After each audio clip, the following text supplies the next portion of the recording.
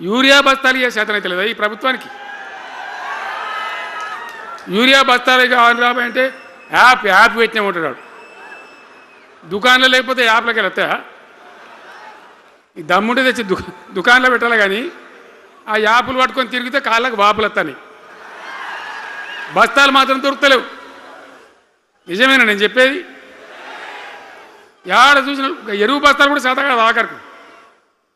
అంతకుముందు కాంగ్రెస్ గవర్నమెంట్ ఉన్నప్పుడు అట్లే ఉండే, పోలీస్ స్టేషన్లో పెట్టి అమ్మిండ్రు యూరియా బస్తాలు. ఇవాళ మళ్ళా చెప్పుల లైన్లు, కాళ్ళకు వాపులు రావాలి. ఆటో రిక్షానికి చెప్తే 10 బస్తాలు వేసిపోరాబోయంటే పొలం కాడ వచ్చి ఎత్తుండే. ఇలా యూరియా కోసం ఇంత బాధన? ఇది ఎంత అసమర్థమైన ప్రభుత్వం, ఎంతగాని శాతగాని ప్రభుత్వం. అన్నిటికీ బాధనే కదా. బంగారం లాగున్న రైతులు ఎంత ఆనందంగా ఉండే.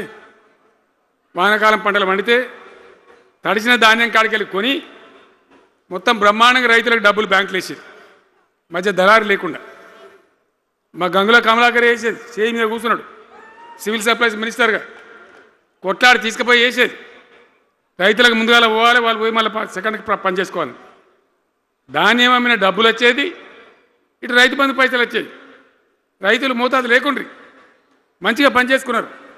ఇప్పుడు ఏమైంది?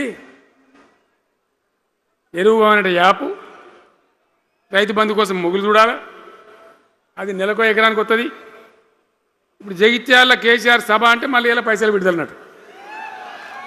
రైతు బంధు రావాలంటే మళ్ళీ సభ పెట్టన్నా ఏంది? మూడో కిస్తు రావాలంటే మళ్ళీ ఏమన్నా కేసీఆర్ సభ పెట్టాలి ఇక, అంతేనా? ఇది ప్రభుత్వమా?